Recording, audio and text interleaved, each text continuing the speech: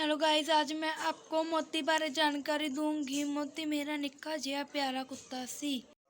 मोती मेरा निक्का जिहा प्यारा कुत्ता सी। ਇਹ ਪਸਲੀ ਨਜ਼ਰ ਚੋਂ ਸੀ, ਕੰਨਾਂ ਤੋਂ ਫੜ ਕੇ ਚੁੱਕਿਆ ਵੀ ਨਹੀਂ ਸੀ ਚੁੱਕਦਾ। ਪਿਤਾ ਜੀ ਨੇ ਮੇਰੇ ਮਰਗ ਪੈਣ ਤੇ ਮੈਨੂੰ ਇਹ ਕੁੱਤੇ ਦੀ ਰੱਖਣ ਦੀ ਆਗਿਆ ਦਿੱਤੀ ਸੀ। ਇੱਕ ਦਿਨ ਪਿਤਾ ਜੀ ਮੇਰੇ ਆਪਣੇ ਬੰਗਾਲੀ ਮਿੱਤਰ ਨੂੰ ਮਿਲਣ ਗਏ। ਮੈਂ ਵੀ ਉਸ ਦੇ ਨਾਲ ਕਾਚੂ ਦੇ ਹੇਠਾਂ ਕੋਈ ਕੂਲੀ ਚੀਜ਼ ਮੈਨੂੰ ਛੂਈ। ਮੈਂ ਥੱਲੇ ਦੇਖਿਆ ਤੇ ਡਰਿਆ। ਇਹ ਇੱਕ ਕੁੱਤੇ ਦੀ ਬੁੱਥੀ ਸੀ। ਪਿਤਾ ਜੀ ਨੇ ਦੋਸਤ ਨੂੰ ਕਿਹਾ, ਡਰ ਨਾ ਬੱਚੇ, ਇਹ ਵੜਦਾ ਨਹੀਂ। ਕੁੱਤਾ ਬੜਾ ਚਿਰ ਮੇਰੇ ਨਾਲ ਪਿਆਰ ਕਰਦਾ ਰਿਹਾ। ਮੈਂ ਉਸ ਵੱਲ ਚੰਬਕ ਕੁਝ ਵਿੱਚ ਕਿੰਨੀ ਦੇਰ ਵੀ ਚਿਰ ਖੇਡਦਾ ਰਿਹਾ। ਆਉਣ ਲੱਗਿਆ ਮੇਰੇ ਚਿਹਰੇ ਤੇ ਉਦਾਸ ਜਿਹਾ ਦੇਖ ਕੇ ਪਿਤਾ ਜੀ ਨੇ ਮਿੱਤਰ ਨੂੰ ਕਿਹਾ, ਕੀ ਗੱਲ ਐ ਬੇਟੇ, ਤੂੰ ਉਦਾਸ ਕਿਉਂ ਹੈ? ਮੈਂ ਉਸ ਦੇ ਚਿਹਰੇ ਉਦਾਸ ਜਿਹਾ ਦੇਖ ਕੇ ਪਿਤਾ ਜੀ ਨੇ ਮਿੱਤਰ ਨੂੰ ਗੱਲ ਉਦਾਸ ਕਿਉਂ ਹੈ, ਮੈਂ ਉਸ ਵੱਲ ਬਿਨਾਂ ਦੇਖੇ ਤੇ ਬਿਨਾਂ ਉਤਰਦਿਆਂ ਦਿੱਤਾ।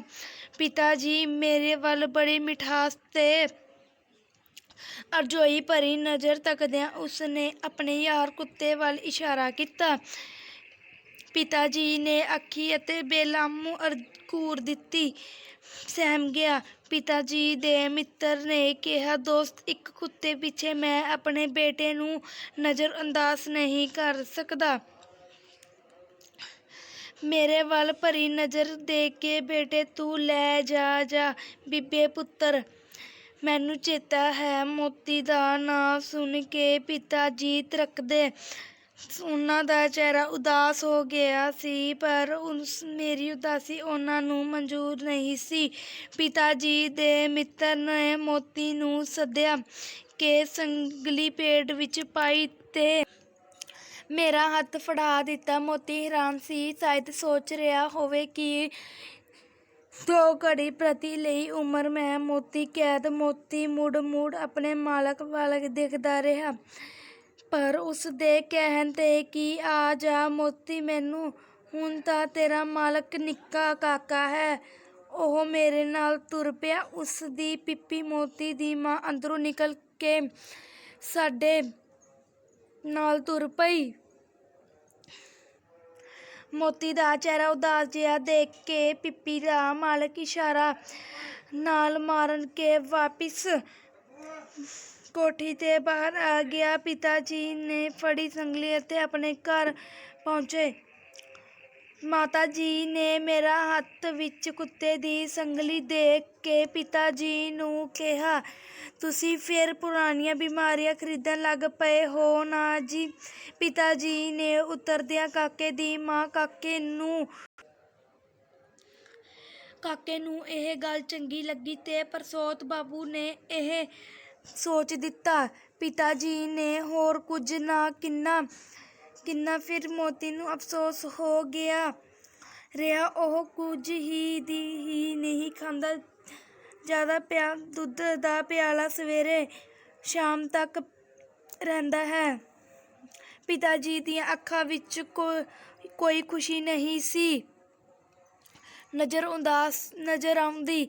ਮੈਂ ਪਿਤਾ ਜੀ ਨੂੰ ਇੱਕ ਦਿਨ ਕੁੱਤੇ ਦੇ ਮੁੜ ਆਉਣ ਤੇ ਇਹ ਪਰ ਲੱਗਾ ਤੇ ਪਿਤਾ ਜੀ ਨੇ ਨੌਕਰਾਣੀ ਨੂੰ ਤਾਜ਼ਾ ਦੁੱਧ ਲਿਆਉਣ ਦਾ ਹੁਕਮ ਦਿੱਤਾ। ਜਦੋਂ ਪਿਤਾ ਜੀ ਨੇ ਮੋਤੀ ਨੂੰ ਦੁੱਧ ਪਿਆ ਤਾਂ ਉਹ ਅੱਧੀ ਪੱਚੀ ਤਾਂ ਹੀ ਪੈ ਗਈ। ਉਸ ਦਿਨ ਤੇ ਮੋਤੀ ਫੇਰ ਹੀ ਨਾਲ ਖੇਡਣ ਲੱਗ ਪਿਆ। ਹੌਲੀ ਸੰਗਲੀ ਖੁੱਲ੍ਹ ਜਾਣ ਤੇ ਹੀ ਉਸ ਨੇ ਆਪਣੇ ਘਰ ਵਿਸ਼ਵਾਸ ਬਣ ਗਿਆ। ਜਦੋਂ ਕੈਦ ਉਹ ਮੇਰੇ ਸਕੂਲ ਤੇ ਜਾਣ ਦੇ ਸਮੇਂ ਨੂੰ ਖੁੱਲ੍ਹਣ ਦਿੰਦਾ ਤਾਂ ਉਹ ਮੇਰੇ ਮਰਗ ਤੇ ਦੱਬੇ ਪੈਰੀ ਮੈਨੂੰ ਤੁਰਨ ਤੇ ਮੈਨੂੰ ਉਹਦਾ ਪੱਖਾ ਲੱਗਣ ਲੱਗ ਪਿਆ ਕਿ ਜਦ ਮੈਂ ਜਮਾਤ ਦੇ ਕਮਰੇ ਵਿੱਚ ਦਾਖਲ ਹੋਵਾਂ ਤਾਂ ਮੇਰੀ ਜਮਾਤ ਦੇ ਨਿੱਕੇ ਜਿਹੇ ਕੁੱਤੇ ਨੂੰ ਦੇਖ ਕੇ ਬੜੀ ਖੁਸ਼ੀ ਹੁੰਦੀ ਤੇ ਉਸ ਨਾਲ ਪਿਆਰ ਕਰਦੇ ਸਨ। ਜੇ ਉਹ ਕਿਸੇ ਦਾ ਮੂੰਹ ਚੱਟ ਲੈਂਦਾ ਸੀ ਤੇ ਉਸ ਨੂੰ ਹੱਥ ਫੜ ਕੇ ਆਏ ਨੂੰ ਰੋਲ ਕੇ ਮਾਰਨ ਦੌੜਾ। ਮੋਤੀ ਨੇ ਉਹਨਾਂ ਦੀ ਵਿਦਿਆਰਥੀ ਨੂੰ ਥੋੜ੍ਹਾ ਜਿਹਾ ਹੀ ਉਸ ਦਾ ਰੋਹਬ ਝੱਲ ਲੈਂਦਾ ਤੇ ਉਸ ਨੇ ਵੱਧ ਕੇ ਇੱਕ ਘੁਰਕੀ ਸੁਣਾਈ ਤੇ ਝੱਲ ਨੇ ਚਿੱਟੇ ਦੁੱਧ ਦਿਖਾਏ।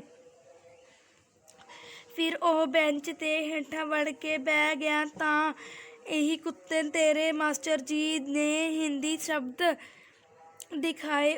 ਫਿਰ ਉਹ ਮੇਰੇ ਬੈਂਚ ਥੱਲੇ ਵੜ ਗਿਆ ਸੀ। ਨਾ ਡਰਦਿਆਂ ਇਹ ਕੁੱਤਾ ਮਾਸਟਰ ਜੀ ਨੂੰ ਸ਼ਬਦ ਦੇ ਲਵਾਉਂਦੇ ਜਿਵੇਂ ਉਹ ਕੁੱਤਾ ਡਰਦਾ ਹੀ ਨਹੀਂ ਸਨ। ਮੈਂ ਡਰਦਿਆਂ ਮਾਸਟਰ ਜੀ ਨੂੰ ਇਹ ਕੁੱਤੇ ਨੇ ਮੇਰਾ ਹੀ ਉਹਨਾਂ ਦਾ ਹੁਕਮ ਦਿੱਤਾ ਕਿ ਮੈਂ ਮੋਤੀ ਨੂੰ ਘਰ ਛੱਡ ਕੇ ਆਵਾਂਗਾ। ਮੈਨੂੰ ਉਸ ਦਿਨ ਦੀ 1 ਘੰਟੇ ਦੀ ਛੁੱਟੀ ਮਿਲ ਗਈ। ਮੈਂ ਬੜਾ ਖੁਸ਼ ਜਾਂ ਪਰ ਕੀ ਸੀ, ਮਾਸਟਰ ਜੀ ਸਾਹਿਬ ਨੇ ਮੁੰਡਿਆਂ ਸੇਵੀਆਂ ਦਾ ਸਵਾਦ ਚਖਾਉਣਾ ਹੈ। ਇਹ ਮਾਸਟਰ ਜੀ ਦੇ ਚਪੇੜ ਮਾਰਨ ਸੇਵੀਆਂ ਸਵਾਦ ਅਖਾਉਂਦੇ ਹਨ। ਘਰ ਜਾ ਕੇ ਮੇਰੇ ਚਪੇੜ ਦੀ ਕਹਾਣੀ ਸੁਣੀ, ਪਰ ਮਾਤਾ ਜੀ ਮੋਤੀ ਨੂੰ ਗੌਰ ਨਾਲ ਸੁਣਦਿਆਂ ਦੇਖ ਕੇ ਦਿਖਾਈ ਦਿੰਦੀ। ਮੈਂ ਉਂਗਲ ਕਰਕੇ ਵੱਲ ਇਸ਼ਾਰਾ ਕਰਦਿਆਂ ਕਿਹਾ ਕਿ ਇਹ ਮੋਤੀ। ਅੱਛਾ ਬੱਚੂ, ਮੈਨੂੰ ਮਾਰ ਪਵਾਈ ਕਿਉਂ? ਉਹ ਮੈਂ ਕੋਲ ਆ ਕੇ ਗਿਆ ਪੁੱਛ ਕੇ ਹਿੱਲਾ ਆਪਣੀ ਬੋਲੀ ਮਾਂ ਨੂੰ ਲੱਗ ਪਿਆ। ਖ਼ਬਰੇ ਉਹ ਮੈਨੂੰ ਇਹ ਕਹਿ ਗਿਆ ਕਿ ਇਹ ਮਿੱਤਰ ਆਪਣੇ ਵੰਡ ਨੂੰ ਮੈਨੂੰ ਮਾਰ ਲਏ। ਉਸ ਨੇ ਮਰਗ ਤੋਂ ਸਕੂਲ ਜਾਣ ਦੀ ਕੋਸ਼ਿਸ਼ ਨਹੀਂ ਕੀਤੀ। ਜਦੋਂ ਮੈਨੂੰ ਪਤਾ ਲੱਗਾ ਤਾਂ ਉਹ ਅੱਧੀ ਛੁੱਟੀ ਹੋਣੇ ਵੇਲੇ ਬਾਹਰ ਨਿਕਲਿਆ। ਉਹ ਸਕੂਲ ਦੇ ਬੂਹੇ ਲੱਗੇ ਬੈਠ ਕੇ ਉਡੀਕ ਕਰ ਰਿਹਾ ਸੀ। ਮੈਨੂੰ ਗੁੱਸੇ ਵਿੱਚ ਆ ਕੇ ਕਿਹਾ, ਨੱਠ ਜਾ ਮੋਤੀ, ਨਹੀਂ ਤਾਂ ਮੈਂ ਮਾਰਾਂਗਾ। ਮੋਤੀ ਸੱਚੀ ਮੁੱਚੀ ਉੱਥੋਂ ਦੌੜ ਗਿਆ। ਮੈਨੂੰ ਬੜਾ ਅਫਸੋਸ ਹੋ ਗਿਆ ਅਤੇ ਮੇਰੇ ਮਿੱਤਰ ਗਵਾਚ ਗਏ ਤੇ ਮੈਨੂੰ ਟੱਲੀ ਵਜਾਉਣ ਵਾਲੀ ਚਪਿਆਸੜੀ ਨੇ ਬਾਹਰ ਬੂਹੇ 'ਤੇ ਮਾਰ ਦਿੱਤੀ। ਮੇਰਾ ਖਿਆਲ ਮੋਤੀ ਵੱਲ ਹੀ ਸੀ। ਬੇਖਿਆਲ ਮੈਨੂੰ ਕੋਈ ਸ਼ਬਦ ਦਾ ਅਰਥ ਜੋੜ ਕੇ ਗਲਤ ਦੱਸ ਕੇ ਮਾਰ ਖਾਧੀ। ਸਾਰੀ ਛੁੱਟੀ ਮਗਰੋਂ ਜਦੋਂ ਮੈਂ ਆਪਣੇ ਘਰ ਪੌੜੀਆਂ 'ਤੇ ਚੜ੍ਹ ਰਿਹਾ ਸਾਂ, ਮੋਤੀ ਮੈਨੂੰ ਰਾਹ ਵਿੱਚ ਮਿਲਿਆ ਤੇ ਮੈਨੇ ਕੋਠੇ 'ਤੇ ਗਿਆ। ਮੇਰੀ ਖੁਸ਼ੀ ਦੀ ਕੋਈ ਹੱਦ ਨਹੀਂ ਸੀ। ਕੁਝ ਲੱਭਾ ਹੈ? ਮੇਰੇ ਮਾਤਾ ਜੀ ਮੈਨੂੰ ਜਾਂਦਿਆਂ ਹੀ ਇਹ ਪੁੱਛਿਆ। ਮੋਤੀ ਗਵਾਚ ਚੱਲਿਆ ਸੀ, ਉਹ ਲੱਭ ਪਿਆ ਹੈ? ਤੇ ਉਹ ਸਾਰਾ ਦਿਨ ਰੱਸੀਆਂ ਨਾਲ ਖੇਡਦਾ ਰਿਹਾ। ਮਾਤਾ ਜੀ ਨੇ ਮੇਰੇ ਵੱਲ ਇਸ਼ਾਰਾ ਕੀਤਾ। ਮੈਨੂੰ ਕੁੱਤਾ ਲੱਭਣ ਤੇ ਰੌਲਾ ਪਾਉਣ ਲੱਗਾ। ਮੋਤੀ ਬੜਾ ਹੀ ਸੁੰਨ ਘਰ ਦੀ ਰਾਖੀ ਕਰਦਾ ਤੇ ਦੂਰ ਸਿੱਟੀ ਚੀਜ਼ ਨੂੰ ਚੱਕ ਲਿਆਉਂਦਾ। ਸਿੱਟੀ ਨੂੰ ਡਾਉਣ ਲਈ ਇਹ ਅਗਲੇ ਦੋਵੇਂ ਪੰਜੂ ਚੱਕੂ ਕਾਂਗਰੂ ਵਾਂਗ ਹੀ ਬੈਠ ਜਾਂਦੇ ਤੇ ਹਰਿਆਲੀ ਰਾਤ ਵਿੱਚ ਕਈ ਵਾਰ ਸੋਟੇ ਨਾਲ ਲਮਕਾਈਆਂ ਨਿੱਕੀਆਂ ਰੁੱਖ। ਪਿਤਾ ਜੀ ਨੇ ਗਲੀਆਂ ਨੂੰ ਰਸਤੇ ਅਤੇ ਚਾਨਣ ਹੁੰਦਾ। ਪਿਤਾ ਜੀ ਨੇ ਆਪਣੇ ਦਫ਼ਤਰ 'ਚੋਂ ਨਿਕਲ ਕੇ ਇੰਜੀਨੀਅਰ ਅਤੇ ਕਿਸੇ ਮਸ਼ੀਨ ਦੀ ਫਿਟਿੰਗ ਕਰਨ ਦੀ ਗੱਲਬਾਤ ਕੀਤੀ।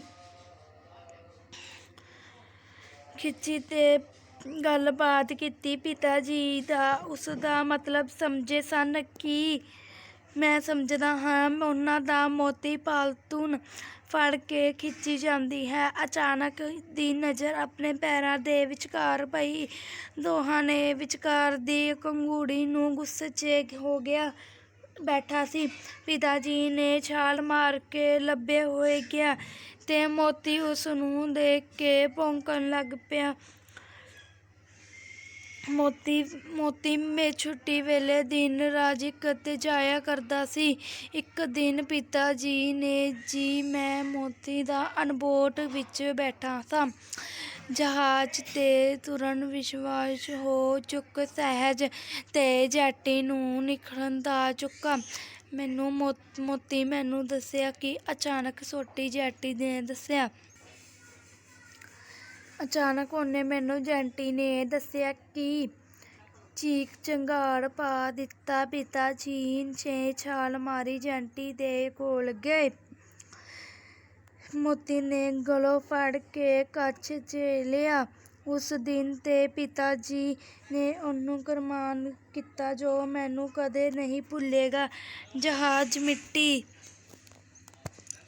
ਤੇ ਜੈਟੀ ਵਿਚਕਾਰ 5-7 ਜੈਟੀ ਦੇ ਵਿਚਕਾਰ 5-7 ਫੁੱਟ ਦੀ ਪਹਾੜੀ ਸੀ, ਪਰ ਦਰਿਆ ਦੇ ਉਂਗਲੀ ਸਾਂ ਕਰਦੀ ਵਗ ਰਿਹਾ। ਪਿਤਾ ਜੀ ਨੇ 2 ਕਦਮ ਪਿਛਾਂਹ ਹਟ ਕੇ ਛਾਲ ਮਾਰੀ, ਤੇ ਜਹਾਜ਼ ਜੰਗਲ ਮੁੜ ਸਮੇਤ ਚੜ੍ਹੇ। ਤੇ ਪੰਜਾਬੀ ਦੇ ਬੰਦੇ ਇਹ ਕਰਮਾਨ ਤੇ ਬੰਗਾਲੀ ਹੋਰ ਲੋਕਾਂ ਨੂੰ ਹੈਰਾਨ ਦੇਖ ਕੇ ਅਚਾਨਕ ਉੱਪਰਲੀਆਂ ਪੌੜੀਆਂ ਤੇ ਇੱਕ ਸਮੇਂ ਤੇ ਉਤਰੀਆਂ ਤੇ ਪਿਤਾ ਜੀ ਦੇ ਮੈਨੂੰ ਬੋਲ ਕਹਿਣ ਤੇ ਲੱਗੀ, ਤੇ ਤੁਸੀਂ ਬੜੇ ਬਹਾਦਰ ਹੋ, ਤੁਸੀਂ ਇਸ ਕੁੱਤੇ ਪਿੱਛੇ ਇੰਨਾ ਖਬਰ ਮੁੱਲ ਮਿਲਿਆ। ਮੇਮੇ ਦੇ ਪਿਤਾ ਦੇ ਵਰਗ ਮੰਜੀਰਿਆਂ ਦੀ ਵਹੁਟੀ ਸੀ। ਜਾਣਦੀ ਸੀ ਕਿ ਪਿਤਾ ਜੀ ਧਰਨੇ ਜਾਂਦੇ ਹਨ। ਪਿਤਾ ਜੀ ਨੇ ਉੱਤਰ ਦਿੱਤਾ ਕਿ ਮੇਰਾ ਬੱਚਾ ਇਸ ਕੁੱਤੇ ਨੂੰ ਬੜਾ ਪਿਆਰ ਕਰਦਾ ਹੈ, ਤੇ ਮੈਂ ਵੀ ਇਸ ਨੂੰ ਆਪਣੇ ਵਾਂਗੂ ਪਿਆਰ ਕਰਦਾ ਹਾਂ। ਮੇਮੇ ਤੇ ਮੇਰੇ ਵੱਲ ਦੇਖਿਆ ਕਹਿਣ ਲੱਗਾ ਕਿ ਕਹਿਣ ਲੱਗੀ, ਤਾਂ ਉਹ ਤੁਹਾਡਾ ਬੱਚਾ ਹੈ। ਉਸ ਨੂੰ ਮੇਰੀ ਖੱਬੀ ਗੱਲ ਨੂੰ ਇਸ ਗੱਲ ਦੇ ਥਪਕਾਇਆ, ਤੇ ਇਸ ਦਿਨ ਤੋਂ ਬਾਅਦ ਮੇਮਿਆਂ ਦੀ ਮਿੱਤਰ ਬਣ ਗਏ। ਹਰ ਮਿੱਤਰ ਦਾ ਦੋਸਤ ਬਣ ਗਿਆ। ਛੁੱਟੀ ਵੇਲੇ ਦਿਨ ਉਹ ਅਕਸਰ ਸਟੀਮਰ ਤੇ ਪਹੁੰਚ ਕੇ ਆਪਣੇ ਪਿਤਾ ਜੀ ਨੂੰ ਭੰਡਾਰੇ ਮੋਤੀ ਦੀ ਕਰਨ ਦੀ ਮਿਲਿਆ, ਅਤੇ ਮੇਮੇ ਦੇ 2 ਵੱਡੇ ਕੁੱਤੇ ਹੋਰ ਸਨ, ਅਤੇ ਮੋਤੀ ਨੂੰ ਉਹਨਾਂ ਦਾ ਕੈਦ ਉਹਨਾਂ ਵਾਂਗ ਪਰੀਆਂ ਵਾਂਗ ਉੱਡਾ ਫਿਰਦਾ ਕੁੱਤਾ। ਵੱਡੇ ਕੁੱਤੇ ਨੇ ਹੱਸ ਜਾਣ ਤੇ ਉਹਨਾਂ ਨੂੰ ਛੇੜ ਕੇ ਨੱਸਦਾ। ਪਿਤਾ ਜੀ ਨੇ ਉਹਨਾਂ ਨਿੱਕੇ ਕੁਤੂਰਿਆਂ ਨੂੰ ਤਾਕਤ ਕਿੱਥੋਂ ਆ ਗਈ, ਕਮਜ਼ੋਰ ਗੱਲ ਕਹਿ ਕੇ ਤੁਰਨ ਲੱਗ ਜਪਦਾ। ਮੈਨੂੰ ਪਤਾ ਹੈ ਕਿ ਮੇਮੇ ਦੀ ਮੂੰਹ 'ਚ ਪਾੜ। ਇੱਕ ਵਾਰੀ ਪਿਤਾ ਜੀ ਤੋਂ ਇਸ ਕੁੱਤੇ ਦੀ ਮੰਗ ਬੇਚੈਨ ਤੇ ਪੇਸ਼ ਚੱਲਦੀ ਸੀ, ਤੇ ਦੇਖ ਕੇ ਮਾਇਆ ਦਾ ਜਾਦੂ ਪਾਉਣ ਸ਼ੁਰੂ ਕੀਤਾ। ਨੋਟ ਚਮਕਦੇ ਤੇ ਟੰਕਣੇ ਰੁਪਏ ਦੀ ਢੇਰੀ ਲਾ ਦਿੱਤੀ, ਪਰ ਮੈਨੂੰ ਰੁਪਏ ਦੀ ਕੀਮਤ ਦਾ ਪਤਾ ਨਹੀਂ ਸੀ, ਜਾਂ ਕਿ ਬਚਪਨ ਤੋਂ ਹੀ 1000 ਰੁਪਏ 'ਚ ਵੇਚਿਆ ਜਾਂਦਾ ਸੀ, ਪਰ ਮੈਂ ਇਹਨਾਂ ਨੂੰ ਦਿੱਤਾ। ਮਗਰੋਂ ਹੀ ਗੁਆਂਢੀ ਚਿੱਠੀ ਲੈ ਕੇ ਢੇਰ ਦੇ ਪਿੱਛੇ ਸਾਡੇ ਦਿਨ ਪਿੱਠ ਚੁੱਕਦੇ ਸਨ। ਪਿਤਾ ਜੀ ਅਸਾਮ ਤੇ ਬਿਮਾਰ ਹੋ ਗਏ ਅਤੇ ਉਹਨਾਂ ਦਾ